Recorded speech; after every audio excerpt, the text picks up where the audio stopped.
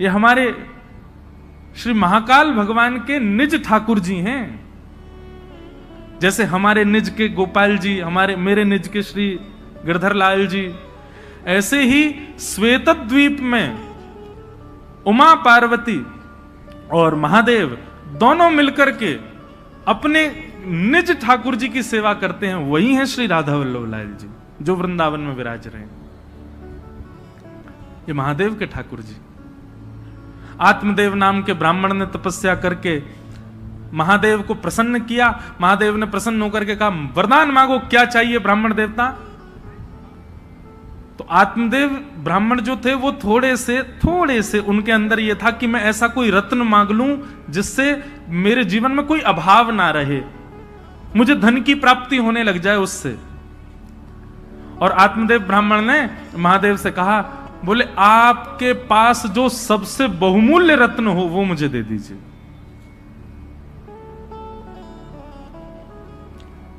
महादेव ने जैसे ही सुना नेत्र सजल हो गए, बोले तुम सब दुनिया मांग लो हमसे, लेकिन ऐसा मत कहो कि अपना बहुमूल्य रत्न दे दो, क्योंकि महादेव के बहुमूल्य रत्न तो श्री राधा वल्लभ जी हैं। महादेव ने जैसे मना किया, बोले रत्न मत मांगो, बाकी चाहे दुनिया की कोई वस्तु मांग लो। तो आत्मदेव ब्राह्मण को लगा रत्न बड़ा महंगा है, तभी देने से मना कर रहे हैं। चरणों में गिर गया, बोले चाहिए तो वही रत्न चाहिए जिसके लिए आप मना कर रहे हो, नहीं तो कुछ नहीं चाहिए। तब महादेव भाव नेत्रों से अश्रुपात हो रहे हैं, श्वेतद्वीप गए और जाकर के अपने त्रिभंग लली श्री राधा वल्लभ लाल जी को कंठ से लगाया और एक वस्त्र में ठाकुर जी को पधरा करके आए और आकर के उस आत्मदेव ब्राह्मण को प्रदान कर दिए। महादेव अंतर ध्यान हो गए। उसने तो उत्सुकता से जैसे ही वस्त्र हटा के देखा तो श्री राधा वल्लभ लाल जी खड़े थे। बट दुखी हो गया बेचारा, बोले मैंने तो रत्न मांगा था जी, ऊपर से सेवा और दे गए मुझको, तो वैसे ही खर्चा पूरा नहीं हो रहा घर का, अब इनको भी पधराना पड़ेगा सब कुछ। उनकी सेवा होने लगी। महादेव को बड़ी चिंता, मेरे ठाकुर जी की सेवा में सुख होना चाहिए। तब भगवान की वंशी महादेव ने उनको आज्ञा की, बोले आप सदा उनके अधर पर विराजमान रहती हो। और वंशी के मन में भी ये भाव रहता है कि ठाकुर जी मेरे कोमल छिद्रों को दबा करके मानो मेरी सेवा करते हैं, ठाकुर जी मेरी सेवा करते हैं। इससे वंशी को कई बार मन में ऐसा भाव आता है कि नहीं नहीं नाथ, मैं आपकी सेवा करूं, आप क्यों मेरी सेवा करते हैं। तो वंशी बड़ी कभी कभी व्याकुल रहती है कि मैं ठाकुर जी की सेवा करना चाहती हूं, पर ठाकुर जी देखो होठों की तकिया पे सुला करके अपनी कोमल उंगलियों से मेरे चरण दबाते हैं। मुझे कभी कभी बड़ा श्रम होता है इस भाव से।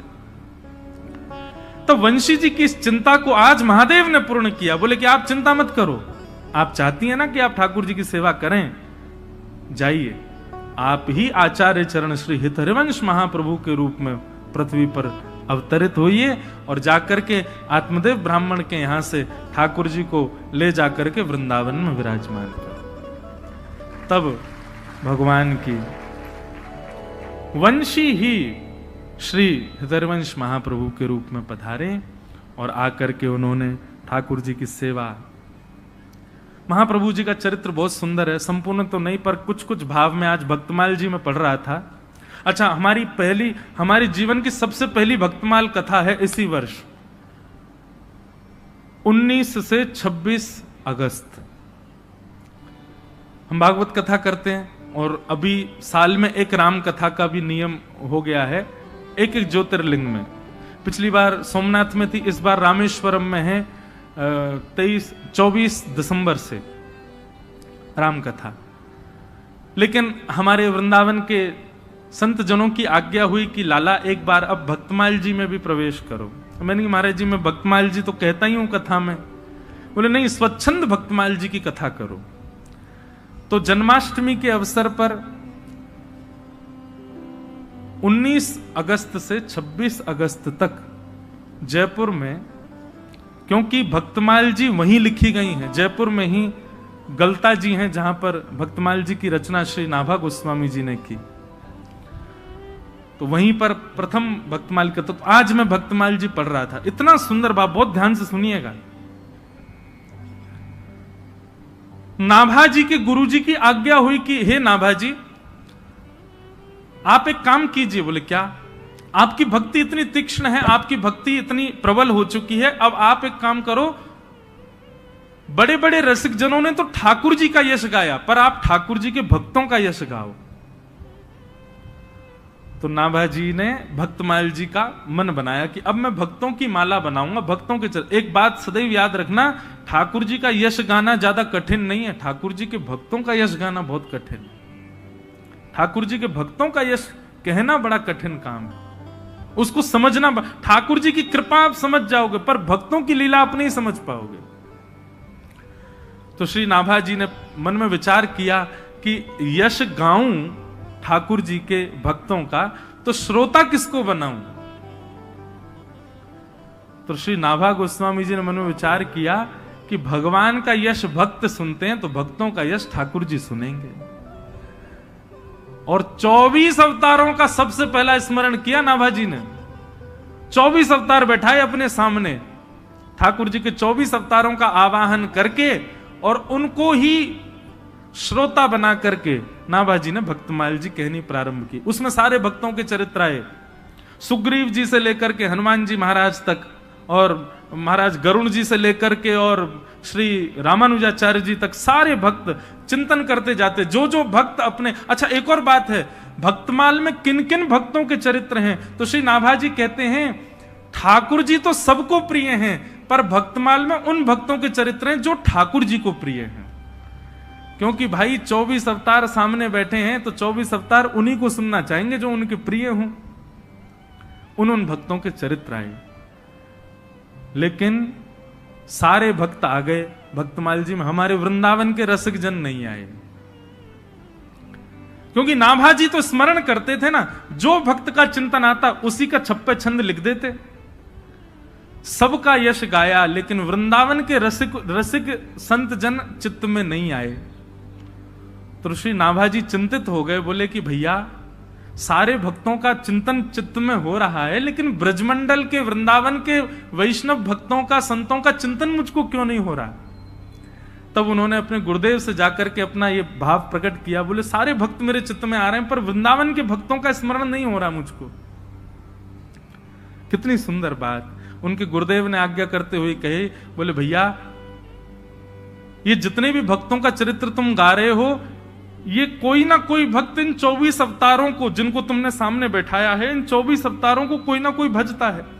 कोई हयग्रीव भगवान को भजता है, कोई नृसिंह भगवान को भजता है, कोई बराह भगवान को भजता है, कोई कृष्ण को भजता है, कोई राम जी को भजता है। पर वृंदावन के तो सब श्री किशोरी जी को भजते हैं, और जब तक किशोरी जी नहीं आएंगी तब तक ब्रज के रसिक नहीं आ सकते।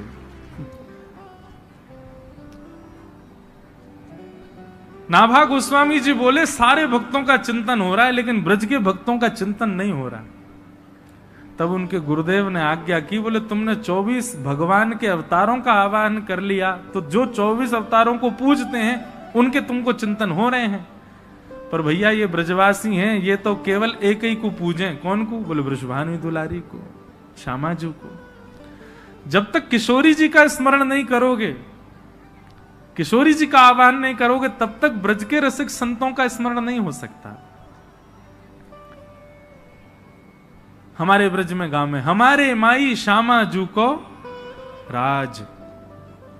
कैसी श्यामाजू? बोले जाके अधीन सदा ही सांवरो, जाके अधीन सदा ही सांवरो, या ब्रज को सिरताज। हमारे माई श्यामाजू को राज। आहा! तब नाभाजी ने श्री किशोरी जी का स्मरण किया, और किशोरी जी का स्मरण करते ही सबसे पहले उनके चित्त में जो स्मृति आई वो थी श्री हित हरिवंश महाप्रभु। उन्हीं का ही चिंतन आया, जिनका आज उत्सव है।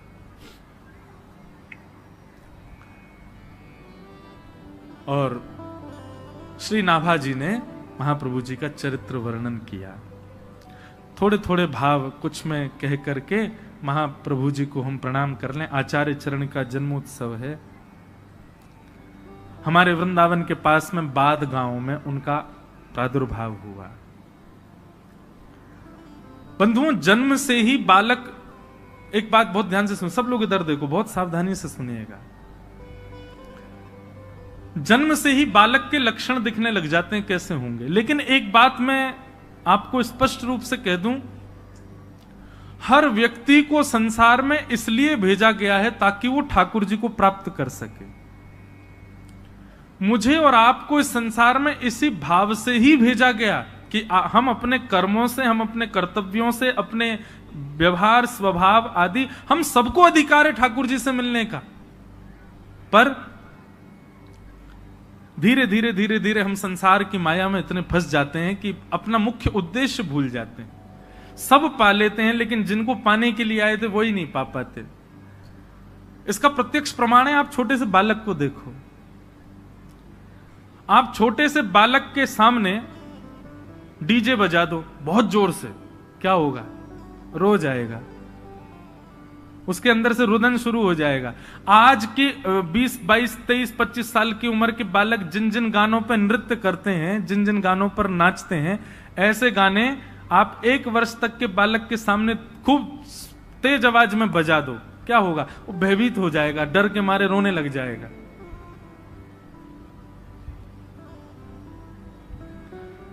कल रात्रि में भोपाल भ्रमण पर गया था, हमारे मुदगल जी लेकर के गए। ये बोले मुझे आपकी एक जगह कथा करानी। मैंने कहाँ कराओगे? तो जो नया रेलवे स्टेशन है वहां हम रात को गए, करीब 10:30, 11 बजे। आहा, वहां पे सारे जो है आजाद परिंदे घूम रहे थे। बिना जनवरी दिसंबर के भी उनके मुख से धुआं निकल रहा था। और ये मुझको कहे यहां कथा करानी है महाराज जी, और यही सब श्रोताओं के मन के जय हो, धन्य हैं। और धुआंधार वहां गाने चल रहे थे, तो देख करके इच्छा हुई कि चलो करेंगे, कभी यहां भी करेंगे। तो एक बालक का स्वभाव उससे ही पता चल जाता है कि वो ठाकुर जी से मिलन के लिए ही आया है। उसके सामने आप राधा राधा राधा करके देखो, वो हंसने लगेगा, उसको किलकारी आ जाएगी, खुश हो जाएगा, प्रसन्न हो जाएगा। और हर बालक, मुझे नहीं लगता संसार का ऐसा कोई बालक होगा जो बैठना सीख जाए और कुछ समय बाद आप कुछ गाओ और वो ताली ना बजाए। उसके हाथ निश्चित करताल बजाते हैं। उसका भगवत कीर्तन सुन के प्रसन्न होना और ये करताल बजाना इस बात को प्रमाणित करता है कि वो कहीं ना कहीं ठाकुर जी से संबंध है। पर धीरे धीरे धीरे धीरे फिर संसार के व्यसन भोगों में हम उसको लगाते, और बड़े होकर के उसको कथा में बैठने में भी शर्म आने लग जाती है, उसको तिलक लगाने में भी लज्जा होने लगती है, ताल बजाने में भी उसको बहुत लज्जा का अनुभव होता है।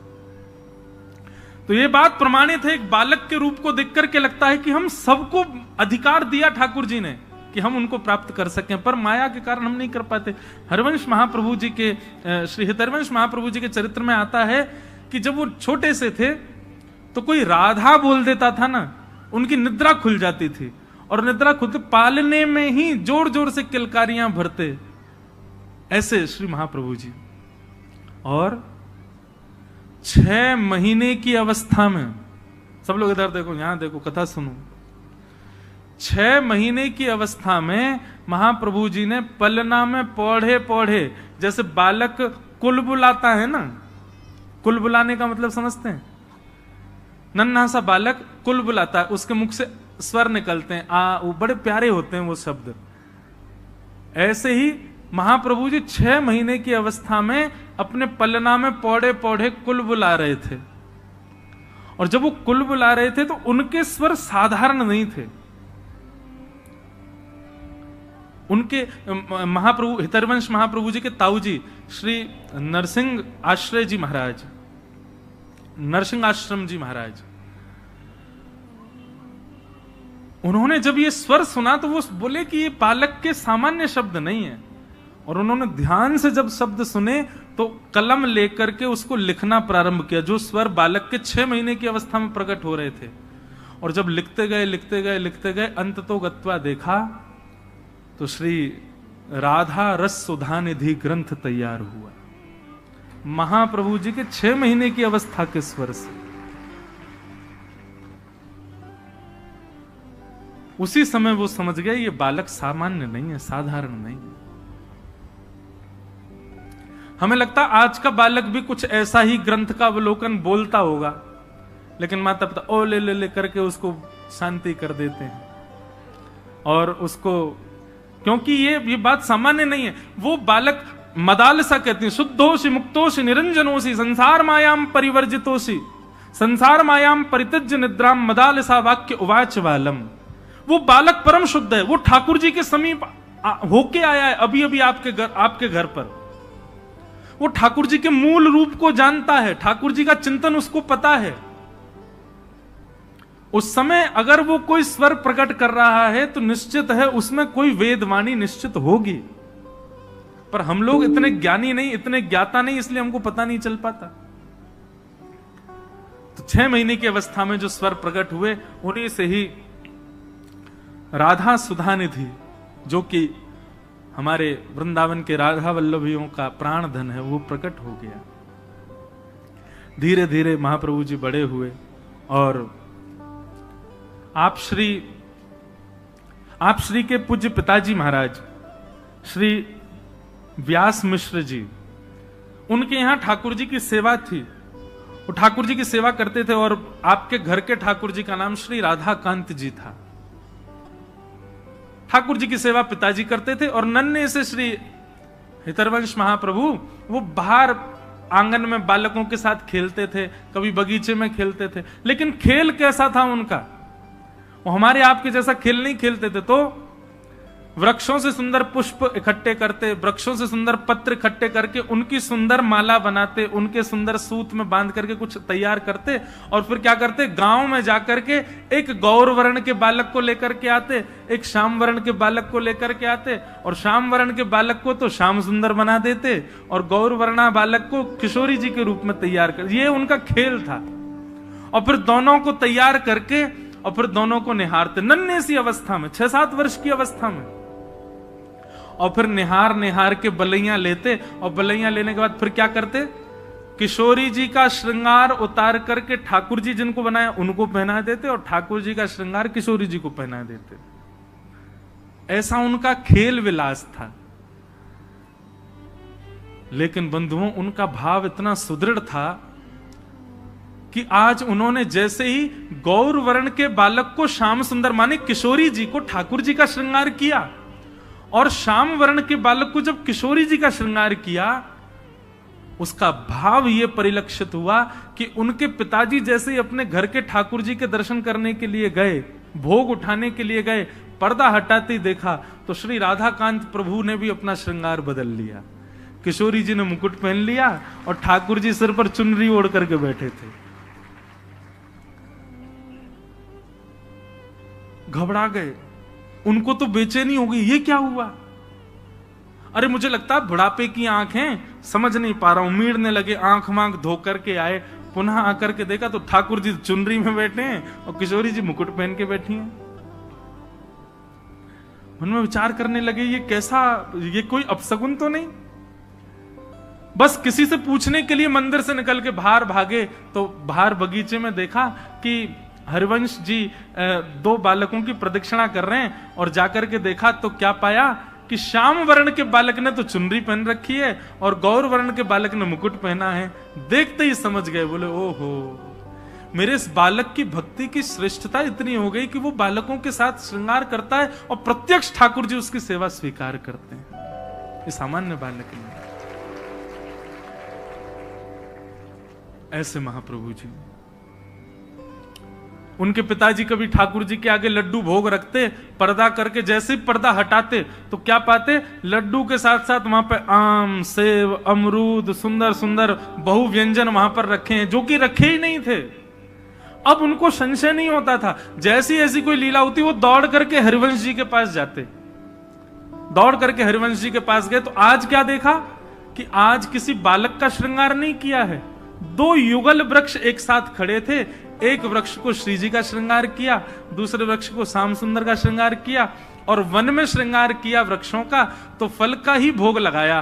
तो जो फल वहां वृक्षों के सामने रखे थे, ठीक वैसे ही फल उतने ही आकृति में कटे भये, उतने ही आकृति में अमनिया किए भये, ठीक कोई अंतर नहीं, वैसे ही फल भीतर मंदिर में ठाकुर जी के सन्मुख रखे थे। ऐसे महाप्रभु जी बाल्यकाल से ही उनके सेवा का सुख बढ़ने लगा, और चंद अवस्था में ही, कुछ बाल अवस्था ही थी, उसी समय एक दिन श्री राधा श्री राधा श्री राधा कहते कहते नृत्य कर रहे थे, और उनका वो भाव रूप देख करके हमारी वृषभानु नंदिनी जी, हमारी किशोरी जी स्वयं को रोक ना पाई और प्रकट हो गई सामने।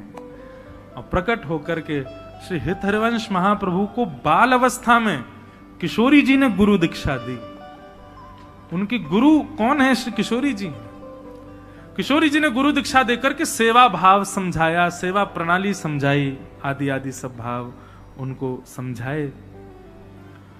और एक अवस्था होने पर महाप्रभु जी अपने गांव से भ्रमण करते करते करते करते चिदयावल पहुंचे। वहां पर वही आत्मदेव ब्राह्मण जिसने महादेव से रत्न के रूप में राधा वल्लभ जी मांगे, वो आत्मदेव के यहां जाकर के दर्शन किया श्री राधा वल्लभ जी का, और राधा वल्लभ जी का दर्शन करके इतने भाव निमग्न हो गए, इतने में ही ठाकुर जी ने आत्मदेव को स्वप्न दे दिया और आत्मदेव जी से कहा, सुनो आपकी सेवा पूर्ण हो गई, हम आपसे संतुष्ट हो गए, अब एक काम कीजिए। बोले क्या? मंदिर परिसर में एक वैष्णव दर्शन कर रहे हैं हमारा हितरवंश महाप्रभु, इनसे जाकर के कहिए कि आपकी 2 पुत्रियां हैं, दोनों पुत्रियों से उनका विवाह होगा। इधर देखो भैया, यहां देखो, वो हेलीकॉप्टर मत देखो, और ये अगर चले तो कीर्तन में चले तो ज्यादा अच्छा, नहीं तो सबकी नजर इस पर ही जाए। सब लोग सावधानी से सुनो। हम क्या बता रहे थे, भूल गए, कहां था मैं? हाँ, तो आत्मदेव जी को राधा वल्लभ जी ने कहा कि आप, क्योंकि हरिवंश महाप्रभु तो विरक्त होके चले गए थे वन में, अब ब्याह नहीं करना उनको, वो तो सन्यास आदि का भाव उनके अंदर आ गया था। बोले बस वन में जाएंगे, राधा राधा रटेंगे। लेकिन जैसे ही राधा वल्लभ जी के दर्शन किए आत्मदेव जी के घर पर, तो आत्मदेव जी को स्वप्न देकर के राधा वल्लभ जी ने कहा, हम तुम्हारी सेवा से बड़े प्रसन्न हैं, अब एक काम करो, द्वार पर जो ये आए हैं इनसे अपनी दोनों पुत्रियों का विवाह कर दो। वो मना करें तो उनको कहना राधा वल्लभ जी की आज्ञा है, और सुनो विवाह कर दो अपनी पुत्रियों का। तो आत्मदेव जी जो थे थोड़े संकोच में आ गए, जय जय, ब्याह करते हैं तो फिर तो दहेज देना पड़ता, बहुत सामग्री, मेरे पे कहां इतनी सामग्री। बोले एक काम कर, तू मुझे ही दे दे दहेज में उनको, मैं ही चला जाऊंगा उनके साथ, और ये सब मेरे श्रृंगार भी उन्हीं को ही दे देना, वही मेरी सेवा करेंगे। और आत्मदेव जी ने आज्ञा की, ठाकुर जी ने आज्ञा की, ऐसा कहा तो महाप्रभु जी ने स्वीकार किया, दोनों पुत्रियों के साथ विवाह किया, और श्री राधा वल्लभ जी को उपहार रूप में अपनी गोद में लेकर के श्री वृंदावन पधारे। और वृंदावन में मदन टेर एक स्थान है, वहां आकर के श्री राधा वल्लभ जी को विराजमान किया। कालांतर में ठाकुर जी का मंदिर